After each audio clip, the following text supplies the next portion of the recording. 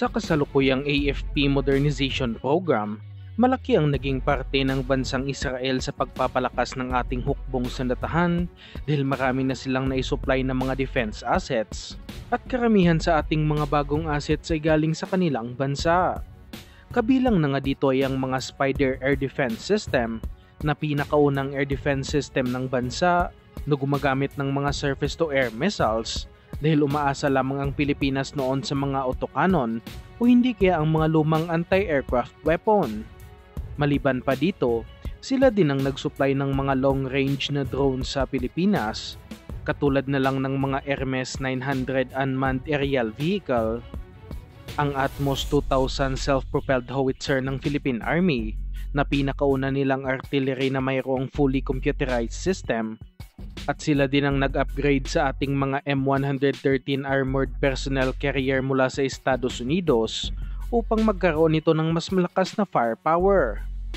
At nitong linggo lamang ay nilabas ang larawan ng kauna-unahang Merkava AVLB ng Pilipinas na binili ng bansa sa ilalim ng Horizon 2 ng AFP Modernization Program sa halagang 1.4 billion pesos. Sa mga hindi nakakaalam, ang Pilipinas ang pinakaunang bansa na gumamit ng Merkava sa labas ng Israel, ngunit ang mga ito ay hindi Merkava main battle tank, kundi Merkava armored vehicle lamang. Ngunit may chance ang bibilhin din ng Philippine Army ang main battle tank version, subalit hindi pa ito prioridad sa ngayon ng ating hukbong sandatahan dahil nakapokus ang mga ito ngayon sa pagbili ng fighter jets at missiles. Kasama din sa inilabas sa mga bagong larawan ang mga bagong deliver ng mga ASCOD Zebra light tank na binili din ng Philippine Army nitong Horizon 2 lamang na nagkakahalaga ng nasa 9.5 billion pesos at kauna-unahang tangke ng Pilipinas matapos ang ilang dekada. Hindi pa natin alam masyado ang totoong capability ng mga tangke na ito dahil bagong disenyo ito ng Israel at patuloy din ang pagtesting ng Army sa mga bagong assets na ito at sana'y wag nang umabot na kailangan gamitin ito sa gyera. Armado ang mga tangke ng 105mm cannon at automatic na nagkakarga ng bala sa kanyon ng tangke o tinatawag na autoloader, ngunit ang problema lang sa tangke na ito ay medyo manipis ang armor nito at hindi nito kayang sumalo ng atake mula sa mga kalabang tangke. Kahit papano ay malaki na ang pinagbago ng ating hukbong sandatahan sa tulong ng mga Israeli defense companies at marami pa silang nakatakdang i-deliver sa bansa at marami pang gustong bilhin ng Pilipinas mula sa Israel. Kabilang na nga sa nakatakdang i-deliver ngayong taon ay ang mga Zebra Thunder 2 tank destroyer na kapareho ding armado ng 105mm cannon, ngunit ang pinagkaiba nito ay ang platform na pinaglalagyan ng kanyon na kung saan gumagamit ito ng 8x8 armored personnel carrier.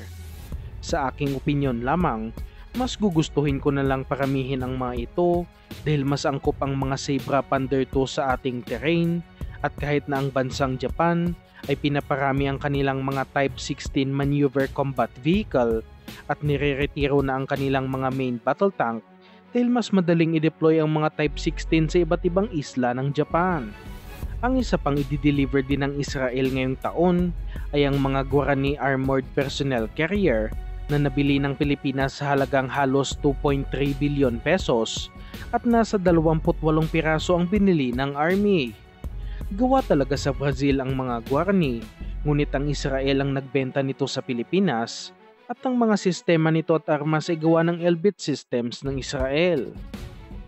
Medyo napakaliit ng kantidad na nasa 28 piraso lamang at dapat mag-order ang Pilipinas ng nasa lagpas 100 units nito upang mapalitan na ang mga lumang Simba Armored Personnel Carrier na ilang dekada na rin nagsiserbisyo sa Philippine Army at ang mga V-150 Commando na simula pa noong 1975 ginagamit ng Pilipinas. Marami pang ibang ino-offer ang Israel sa bansa, katulad na lang ng mga Pulse rocket system na kasalukuyang nakikipagkompetensya sa M142 HIMARS ng Estados Unidos, pati na rin sa K239 Chunmoo ng South Korea. Sa aking opinyon lamang, mas pabor ako na bilhin ng Army ang mga M142 HIMARS dahil subok na ang kapabilidad nito pagdating sa giyera at handa ding pondohan ng Estados Unidos ang pagbili dito Ngunit kapag makikita talaga ng Army na mas maganda ang polls para sa pangdepensa ng bansa, ay magiging masaya pa rin tayo para sa ating hukbong sandatahan. Maraming bansa na rin ang nag-order nito ngayong 2023 lamang, katulad ng Netherlands na nag-order ng nasa 20 launchers, ang bansang Espanya na nag-order ng nasa 16 na launchers, at mismong ang karatig bansa na Thailand ay kasalukuyang tinitesting ang pulse rocket system.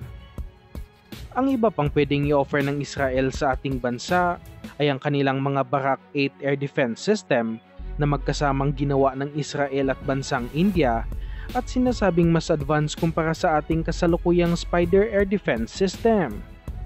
Mas mahaba ang range ng mga Barak na nasa 150 kilometers kumpara sa ating mga Spider na nasa 50 kilometers lamang,